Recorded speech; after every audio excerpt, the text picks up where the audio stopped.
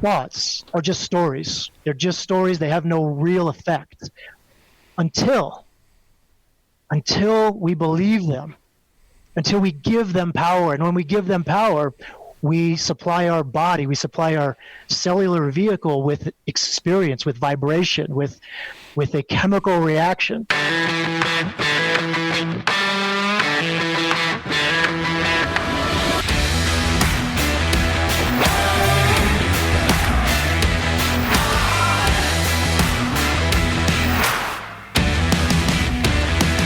Hey, what's up, everyone? Welcome to the Building Men podcast. My name is Dennis Meralda. I'm your host. I'm joined, as always, with my younger brother.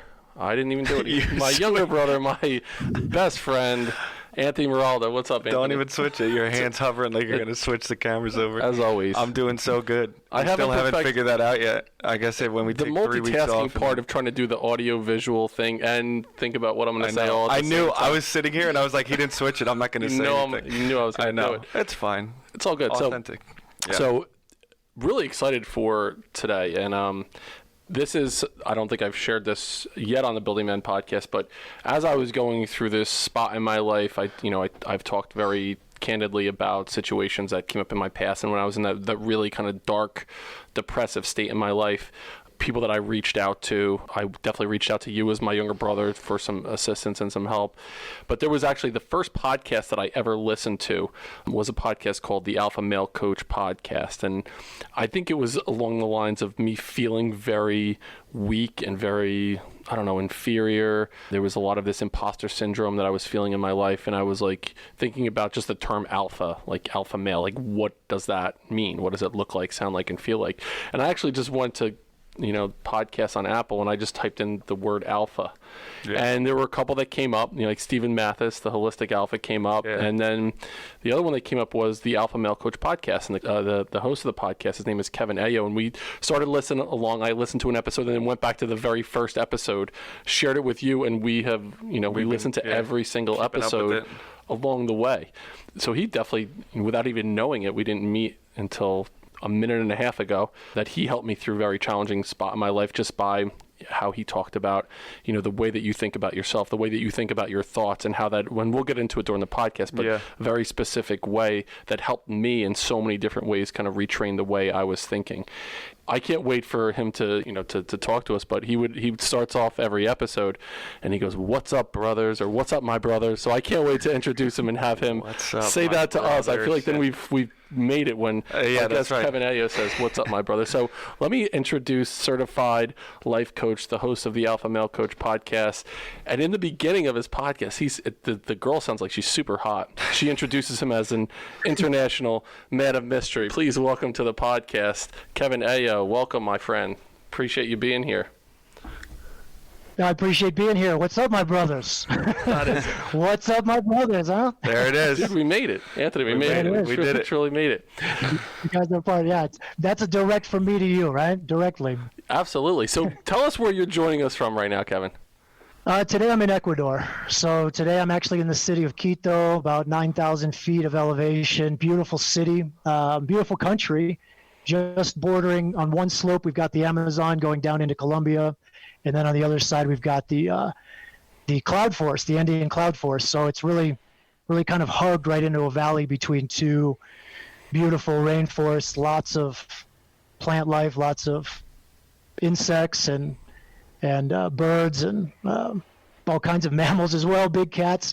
It's a beautiful place, but lots of biodiversity. And I like to be around that kind of jungle. I know that maybe my audience knows from my podcast, but maybe your audience, I love I love life. I love being surrounded by life. Jungles are important for me. I love the sea. So this area is just amazing energy here.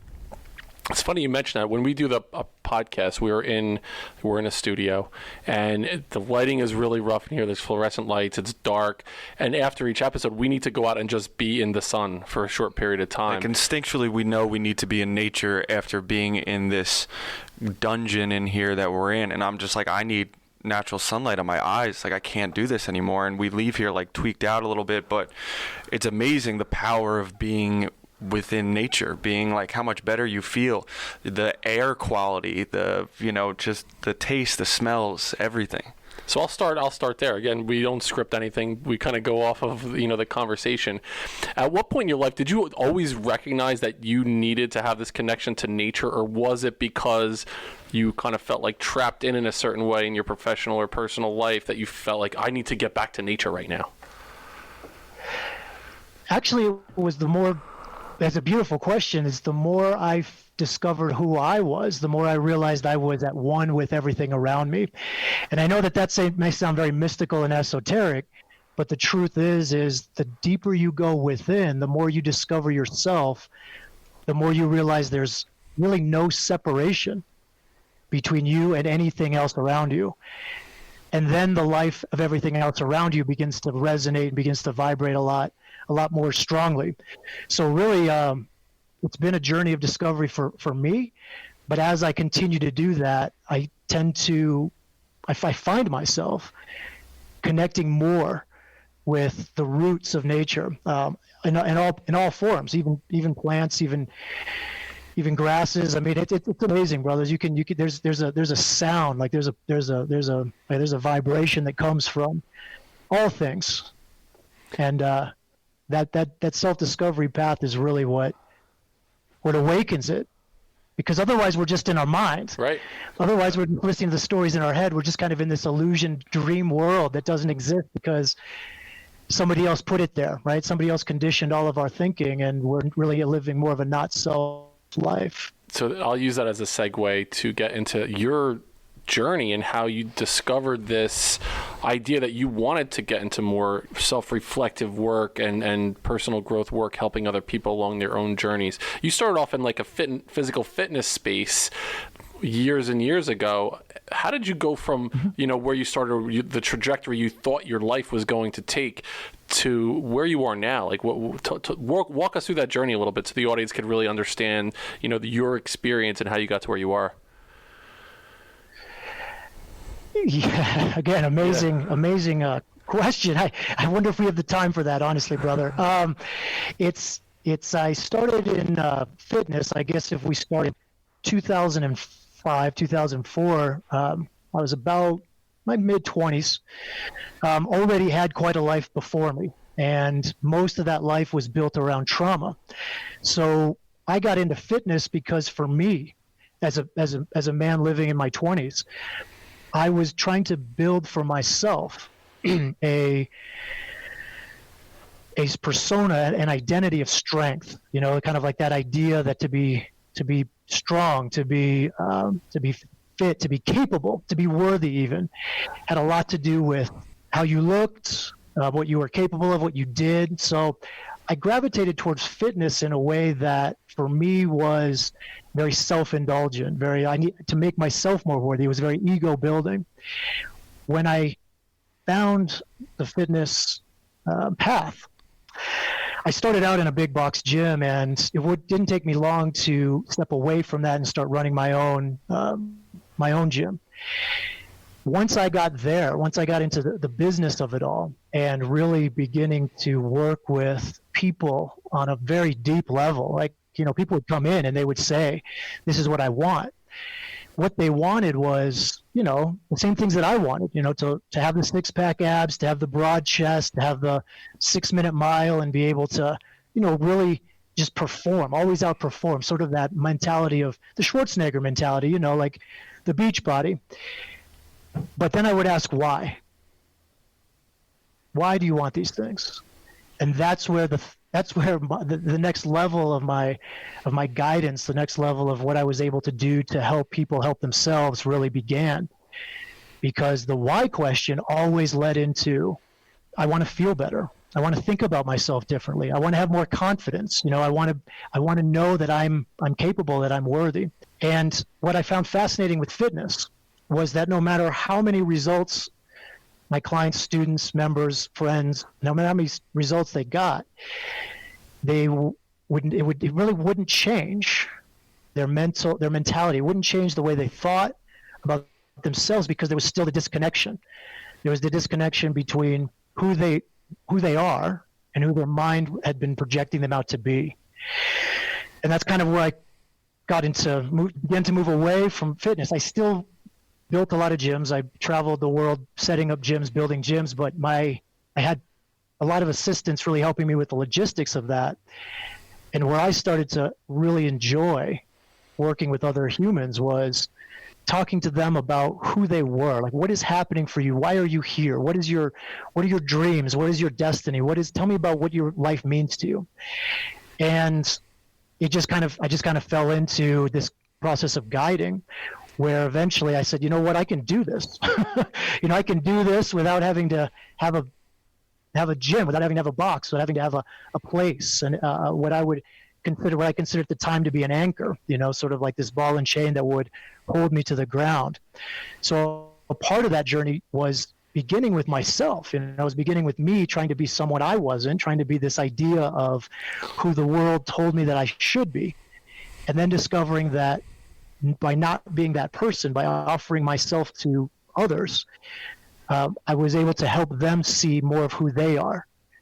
And that's where the transition really took effect. Stepped away from the gym altogether, started creating the methodology around the universal truth and how our thoughts create our reality, and how really your existence, your actions are all coming from your stories. They're all coming from the thoughts that you tell yourself about yourself. And if we can get into those, if we can really dive into the depth of what the stories are in the core of your mind, then that's where real change begins to take place. That's where real change begins to take place. And I say change, brothers, but understand that it's not about change. It's more about just emancipating the truth of who you already are. It's about being more of who you already are, not becoming something different, if that makes sense. It does. And the idea of the universal truth, it's something that I definitely wanted to dig deep into. You probably have done 30 of your 180 plus podcasts around that concept in some way, shape, or form, I'm sure. But I also think about, all right, I'm a big movie fan. We know Back to the Future. We know the movie Back to the Future, Marty McFly, Doc Brown. Doc Brown had a moment when he was hanging a clock and he falls down, he hits his head, and he comes to the idea of the flux capacitor, which is what made time travel possible. Right. Was there for you that flux capacitor moment where you were going down this... You had no idea I was going there. This aha moment, was it something specific where something happened, you're like, this universal truth exists, and I need to help people, or help myself first understand what our thoughts can actually do?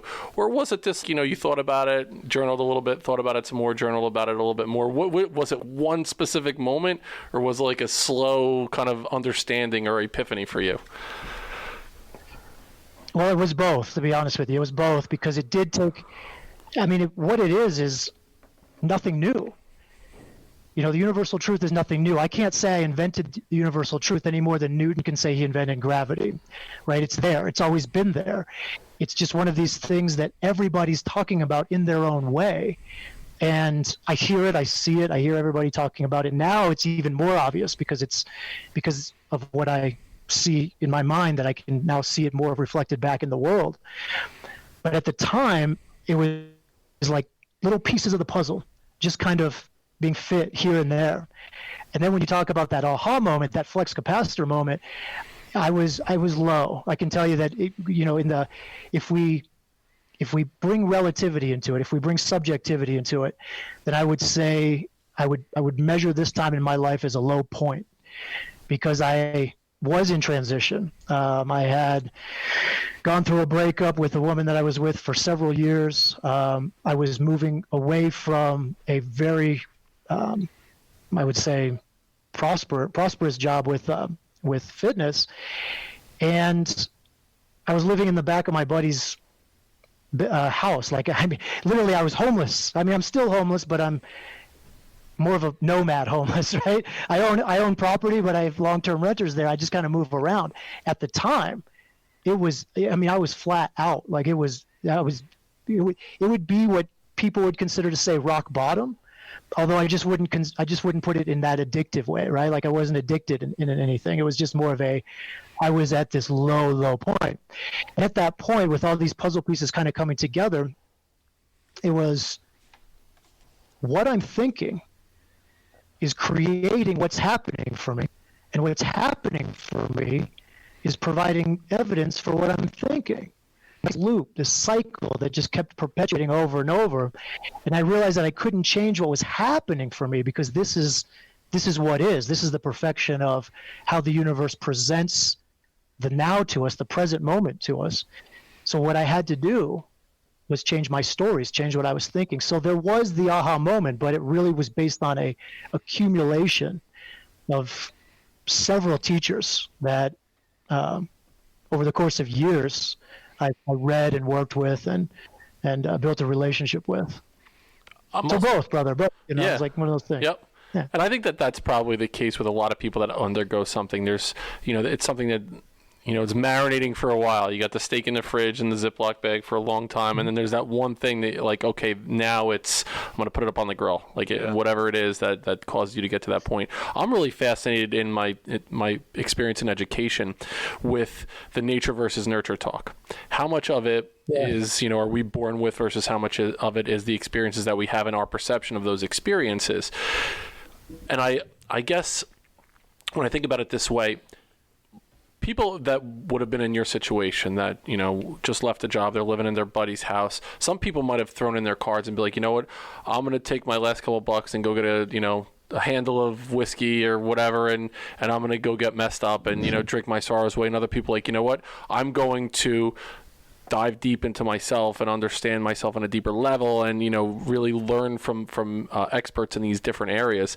How much of it that you were able to kind of turn it around and figure these things out, was it, do you think were you born this way? Were you like, you just have it innate in you that you had this like, perseverance, stick-to-itiveness kind of attitude, or was it your collective experiences? And you might say it's both. It's a little bit of both. But how do you think that, was it more that that's who you are and in any situation you're going to pick yourself up, or was it you went through these experiences in your life? Yeah, and again, a very fascinating question. I love the interview, Dennis, because it is a combination of both. We really can't escape. You as an educator having the nature versus nurture understanding. We cannot escape. We cannot escape our nature, and we cannot escape our nurture. It's our nurture we can observe. We can begin to be aware of, potentially detach from and observe so that we can be wise about it rather than engaging with it so that we're projecting a not self identity out into the world. But our nature is always with us. It's always vibrating with us. It's always transmitting from us. It's always invisibly and unconsciously alerting other people to who we are. And so knowing that, like going in and finding what part of me that is my nature, I can tell you that there is a large part of me that is and always will be existing for others. I'm here for other people. I think about other people. I work with other people. I give to other people, and it's not even in a selfless way. It's just in a very neutral. This is my nature. This is what I do. And so when I was in that place, there were definitely moments. I'm not going to lie. There were definitely moments of self-pity, of doubt, of worry, of fear. There were definitely moments of what's going to happen tomorrow, the fear of the future. And at the same time, you mentioned, go down to about a fifth of whiskey. Before going through this self-discovery journey, I had my own addictions. I call them buffering on the podcast, or escapes, if you call them, another self-discovery industries or methods. You call them escapes. But, I battled with pornography. I battled with marijuana. And at the time, I was even battling with sleeping. I was napping a lot. I was sleeping 14 hours a night and then another 3 or 4 hours during the day. So there was definitely those things I was battling with myself. But to answer your question, I don't think I could ever separate from not existing for other people in order to guide them. It's kind of like my role here is not to be the hero. My role here is to be the guide. And so my life is not for me. My life is for the other. If we take the hero's journey, for example, you guys know the hero's journey where, there's the hero goes off, they fight the villain, they get defeated because they have to know something, they have to learn something. They find the guide, they learn the thing, then they go face the villain again. The whole Luke Skywalker getting his hand cut off, going back to Yoda and so on. Well, brothers, I'm not Luke Skywalker, right? I'll never be Luke Skywalker. I'll never be Neo, right? I'm Yoda, I'm Morpheus, I'm the guy who just helps the guy. And because of that nature, and that's my nature, my nurture was to be the hero. And I had to go through a process of deconditioning to really step away from that mentality. But my nature always pulled me through. It pulled me out of the darkness. It pulled me out of the depths. And from that, I've kind of just surrendered to it. And that's taken me to places that I mean, it's given me the life of my dreams, my friends. My life of my dreams. We before you jumped on, we talked about and this might have been us manifesting this. I was like, we listened to a recent podcast. I was like, Kevin Aillaud, he's in like the Cloud City from Empire Strikes Back. Yeah, that's the Cloud Jump. I'd never heard of it before. And the fact that you just brought up that Star Wars episode that Luke gets his hand chopped off, we definitely manifested that experience right there with you. Go ahead. No, I was gonna say it like based off of it, just had me thinking. It seems like that nature part is always with us, but it takes like some sort of like a rock bottom or some sort of traumatic thing sometimes to open up our eyes to the nature part of it, or to kind of like, because I feel like the nurture is with us and that's just, who we are and what we were taught to be. And then all of a sudden some moment happens where it kind of like you look inward and you start to become more introspective and you start to look at yourself and who you are and who you are meant to be, not based off of everything else that you've known your whole life. And for me, it was just when COVID happened and, you get taken away from your job because it's deemed as not essential, and you have to sit there and you're like, well, what is my worth? Who am I? Because when I identified by my job and it gets taken away, am I nothing? Am I nobody now? Is that my only worth is what I can do? And that's where it opened up my eyes to start looking into myself, trying to heal these traumas that I was on autopilot for so long. And I'm sure there's a lot of people who they can just coast through life and never even look at themselves because there's no reason to, right? They have a good job, they have a family, they have this, and it's just like 9 to 5, come home, eat dinner, go to bed, same thing all over again. Drink on the weekends, everybody's happy, and then all of a sudden you're 65 years old and you retire and you go, what the hell was life?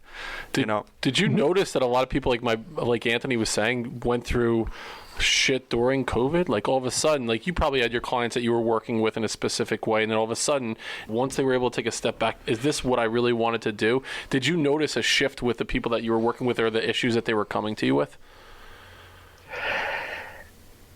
What I noticed from COVID was a boost in the industry because for exactly what you guys are both saying and what you both experienced during that time, the boost in the life coaching industry, the boost in the guiding industry, because what COVID did for us, and I'm going to say that maybe boldly, I'm not sure exactly how your audience feels about that, but I'm going to say very boldly that COVID has been a blessing for our species, because what it's done for us is it's allowed us to see the illusion that we've been living in. It's allowed us to see that the world we've created around us is really all been a form of structure and conditioning that has done more of binding us into a prison of what we think we're capable of.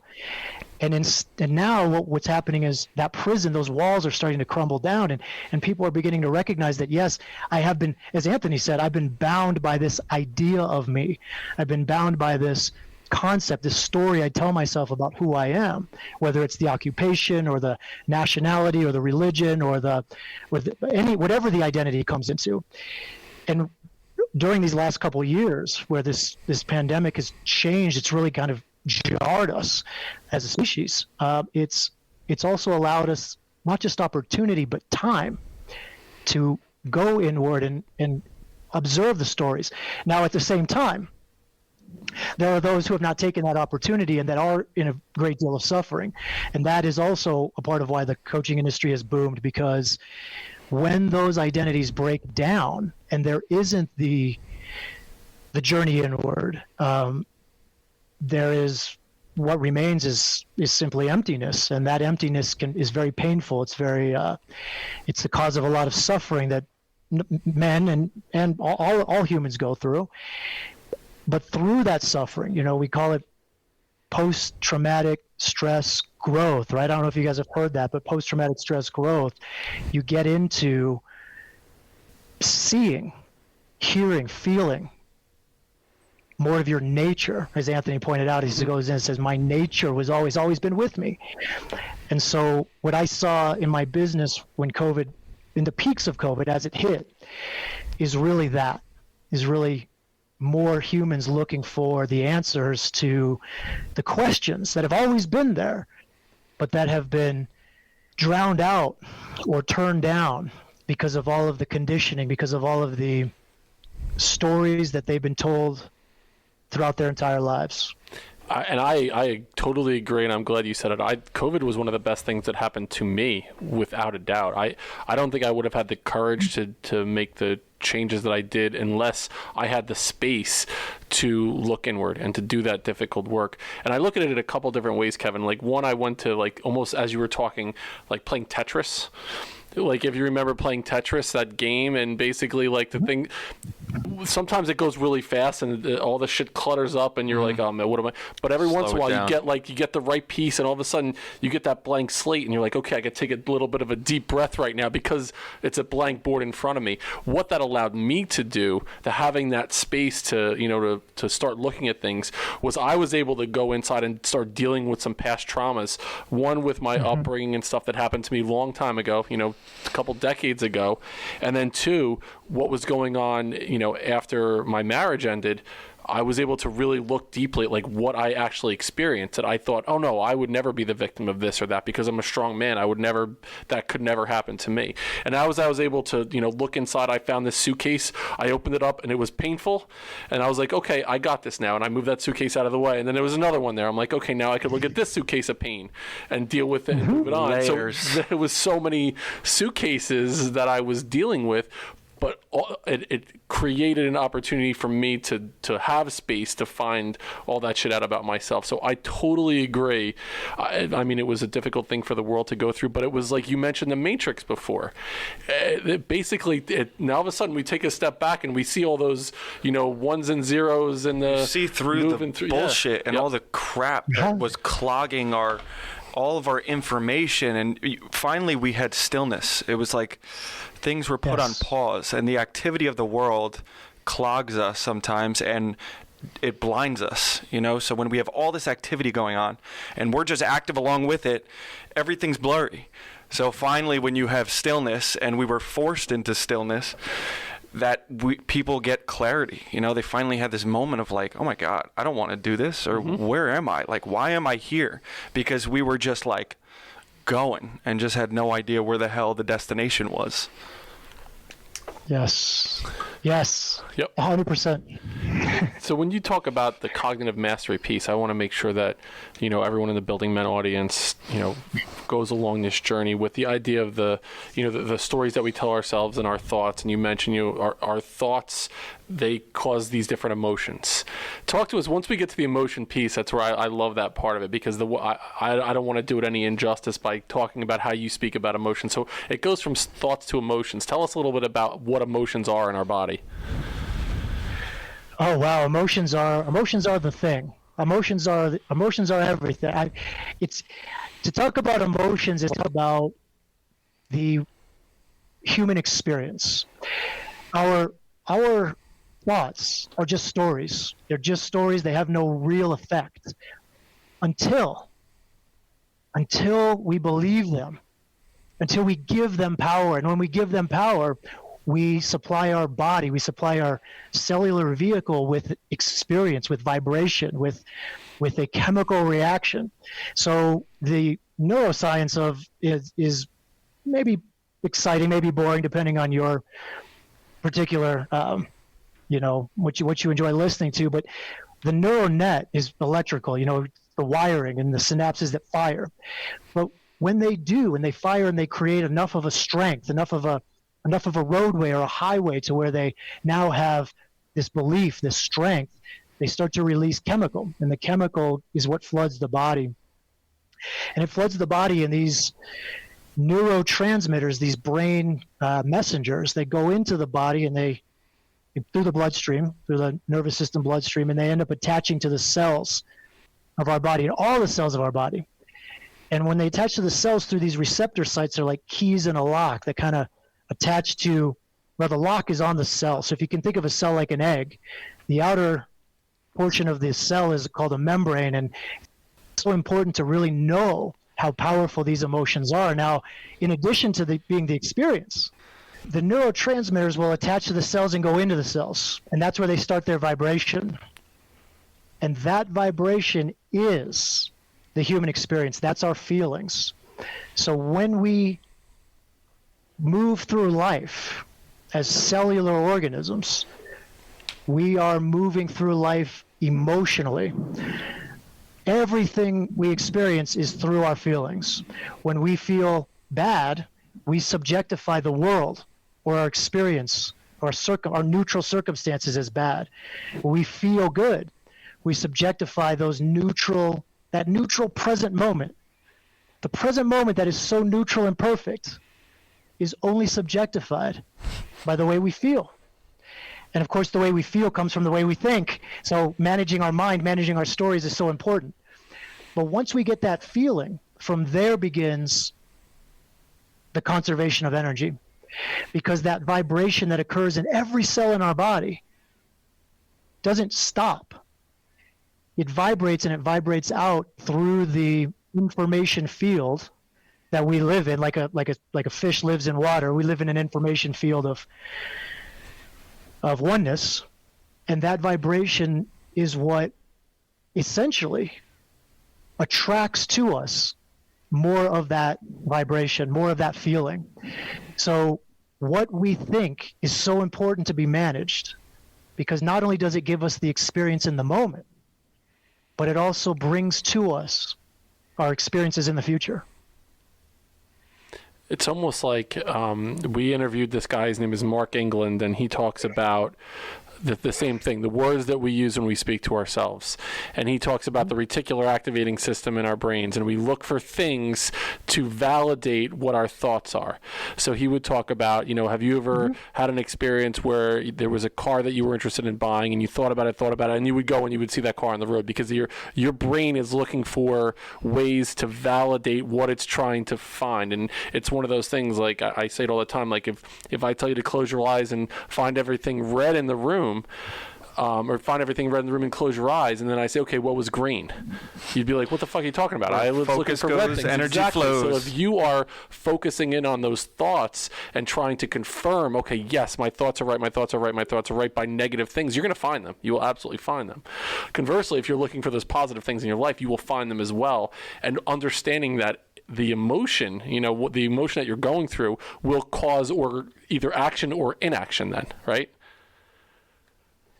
Yeah, so the emotion drives the action, and that's kind of how the universal truth continues to play out, is the thoughts create the feelings, and then the feelings drive the actions. And the feelings drive the actions through a very primordial system, which is essentially to continue to seek pleasure, to avoid pain, and then to code it to make it efficient, to basically run it in an unconscious pattern so you don't have to be thinking about your thoughts all the time.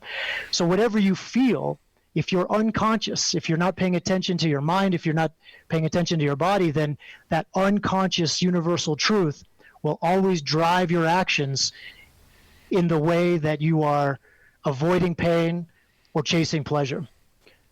So in an inaction would be to avoid pain. If my thought says, if we're talking about a man with, or human even, with approach anxiety around talking to a female that he has created a story in his mind around better than, a comparison model, which is always a lie, right? Always an illusion. Comparison models are always lies. But if he's thinking she's better than me, or she's going to say no to me, reject me, then that feeling of anxiety, well, that feeling of fear, of rejection, primordially registers in the brain as That's unsafe.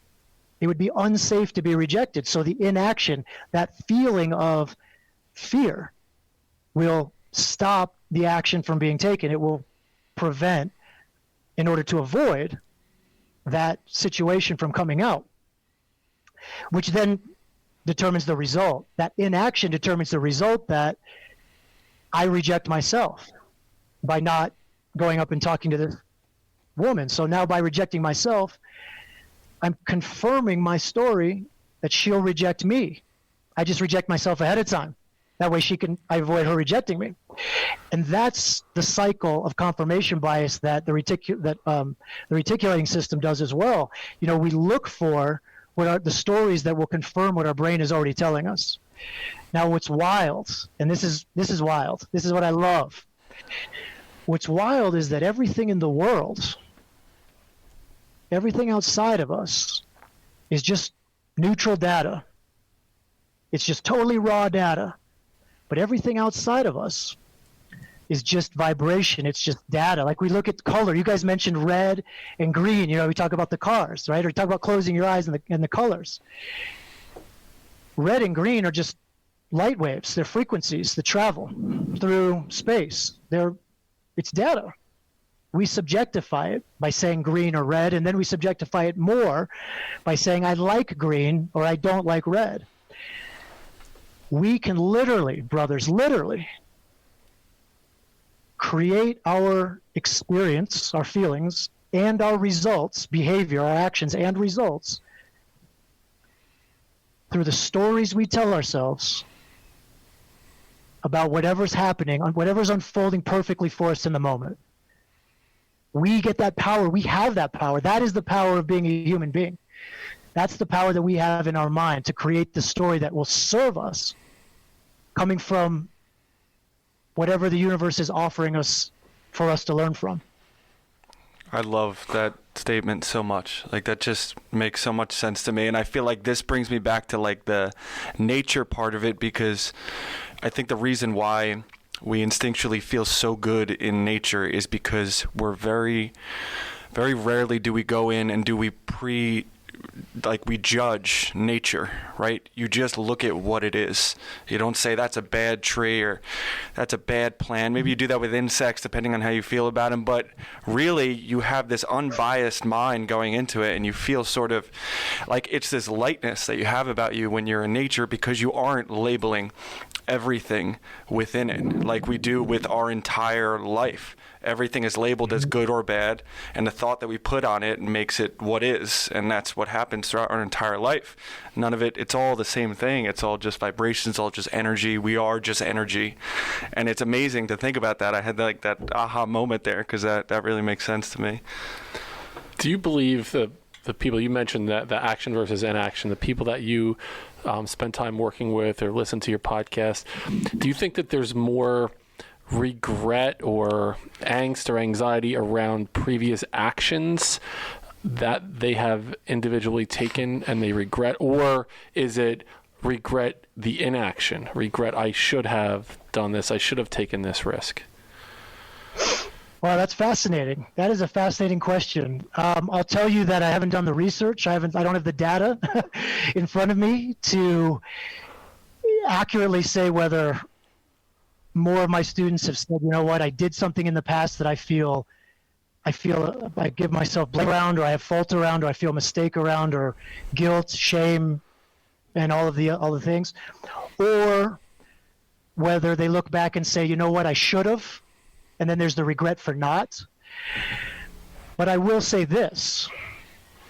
I will say I've never met a human being that hasn't had some story in their minds that has separated them from the truth of what is, which is to say that all human beings are telling themselves a story that is separating them from what is actually happening. And this, I think, is the cause of all human suffering, is that there is what is. There is what's happening, always, right now, in the moment. And then there's the story that the brain tells us about what should be happening. And that separation is the cause of suffering. Because the conditioning tells us that life should be.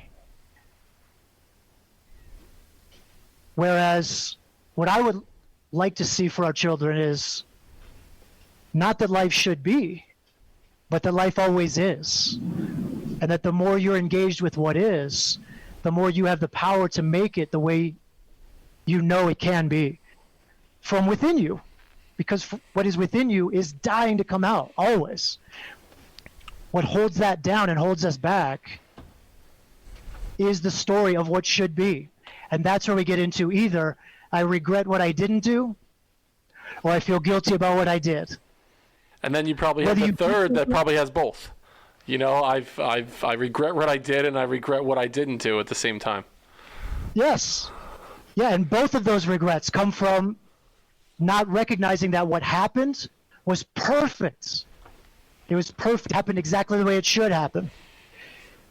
But the regret of it happened and it shouldn't have, or it didn't happen and it should have, that's the suffering.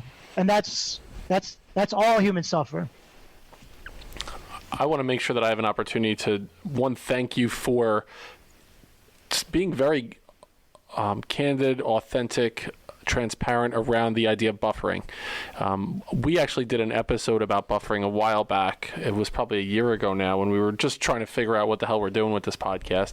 But it really resonated with me in the way that at first, the way that I felt this podcast needed to be done was just more of like informational in nature. Okay, let me talk about fear of failure. I'll give you 3 points about it. I'll, rattle off a quote.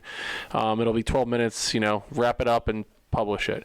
Until I got to that point where I was like, and it was actually Anthony was like, dude, you gotta, you're onto something here, but you gotta just be more authentic. Just like let it out. Like tell people what you did, you didn't do, what you fucked up with. And so I did an episode when I talked about buffering pretty much. And I in the episode, I definitely gave you credit. I gave you a shout out in the episode saying this is where I heard this term from. But the idea of something that you're putting in the way of feeling through an emotion because you're scared of whatever that emotion might be. And so for me, yes. like pornography was something I watched porn because my marriage was a sham, or was I didn't have that emotional connection. So I found that emotional connection in a really short snippet of time. And then after it was done, it was, a feeling of shame and guilt. The same thing with alcohol. And so I just wanted to just let you know how much I appreciate you feeling or being so authentic to let the audience know that are listening to your podcast about that, what buffering is and how you experience it. Help me be more authentic with my own audience on Building Men. Well, thank you, brother. Yeah, thank you. Yeah, buffering is, if we go back to the thought, feeling, action, exactly what you said. There's the feeling. We have a thought. Maybe it's my girlfriend is leaving me. Maybe it's I'm not good at my job. Maybe it's the fear of starting a new business, fear of failure. And that fear gets into us. And without the knowledge that it's just a vibration, that's just a chemical reaction, that it's actually happening for us so that we can confront it, so that we can feel it, so that we can experience the totality of what it means to be a human being, the contrast of emotion in all of its range. So many humans, I would say 50%, and that's just a number I'm throwing out there based on what I've seen with my own work. So many, about half the species is avoiding inner confrontation, not outer confrontation, but inner confrontation. And so they're avoiding discomfort in the form of anxiety, in the form of fear, in the form of nervousness, which, as that feeling drives the action becomes either buffering. I don't want to feel this, so I'm going to go give myself a shot of dopamine by watching television, checking social media, looking at pornography, drinking some beer, some sugar, some... for me, it was a lot of marijuana. Or number two, if it's not buffering, then the other way to go, the other way that people go in from the F line to the A line, is with an action, I don't know if you guys saw that lightning, with an action that is now kind of, I guess, running them into a place that's not them, and it takes them down that path of this is not me, and it leads them away from that feeling, which they start showing up as inauthentic. We call this people pleasing, right? We call this inauthenticity. We call this not being genuine. We call this behaving the way you think other people want you to behave, so that they won't be offended, and then you won't have to feel that offensive vibration. You're not like, oh, I made that person unhappy, so now I'm uncomfortable. The people-pleasing route. So it's either avoiding or it's ingenuine. And either one of those deviate you from your truth. Either one of those deviate you from the truth of who you are. So feeling. Brothers, if I can offer, the reason we're here is to feel. Yep. You guys with me? We're with you. I was just soaking in the knowledge there. I know that's one of the reasons why your podcast resonated with us, was because, we're both definitely recovering people pleasers. I know for a fact I definitely was. Absolutely. And that's one of the reasons why your podcast really resonated with me. Living my life to avoid discomfort or offending anyone or trying to control those feelings and other people's feelings, more importantly, right, was my goal, and always to look into it, which is exhausting, being a people pleaser for yourself. The fear of the emotion, the fear of that uncomfortable emotion that I might have to experience. But I had the ability to, think about that however I wanted to. I always chose a negative thought, and then the emotion would confirm it, and my action would it was that, on the hamster wheel. It was my life. So when we found your podcast, it definitely, that's why I was such a student of what you were talking about. And it's not easy work. It's not easy work to look inside and really take, but once you start doing it, it's, like you mentioned, you take a couple steps and you realize it didn't kill me. It's hard to do this, but you're able to take a couple steps through it, and you look back and say, I've gotten a little bit better. I'm able to deal with it a little bit more. So I truly appreciate what you just said as well. Anthony, you have any final thoughts for the man, the international man of mystery right here? This has been great. It's amazing. Like, the more that I look into it, and we always have guests come on that have their views on emotional intelligence always comes up in conversation, but this one really made sense to me a lot. And just, again, like, really always having that awareness of what, like you said, everything is neutral, and then we give it power. We decide what it's going to be for us, if I can just have that moment in every moment, even just to take a second and just understand that, and not just let your emotions take hold of the steering wheel, right? And just have that moment of like, all right, what do I want this to be? Because it could be whatever the hell I want. And like, I think that, like, disassociating that, and at least being the observer for a little bit, I think is something that we can all take away from this conversation. It sounds like that's kind of what you were getting at there. Yes, brother. Yes, it's all neutral because it's raw data. It's raw data just being fed into our eyes, our ears, our touch, our smell, our taste. It's all raw data. It's all neutral. But I would even go so far as to offer another step for your audience. And I would offer that it's neutral. It's completely for you to make whatever story you want, but it's also perfect. It's happening for us. It's happening with us. It's happening in a way that's meant for us to learn and to grow and to love.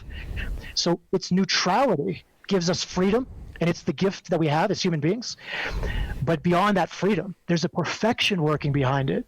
There's a oneness of perfection working behind it that is unifying us, that's bringing us together, that's helping us see through the illusion of separation, so that the more we go within, the more we can see that perfection in ourselves and in the world and in each other, the more we harmonize ourselves as a species, rather than polarizing ourselves through the stories that are coming from other things and other people and other authorities that are not us. It's all happening as it should, in perfection, for us, in this beautifully neutral way.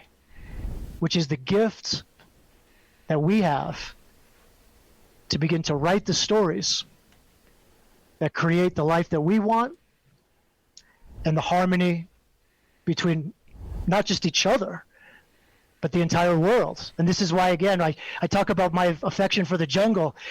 Going into the jungle is the most amazing experience because of all the non-judging, the non-thinking, the non-evaluating, the non-judging, the non-condemning, the non-approving, just the very neutral life that exists there, purely for the sake of instinct and survival.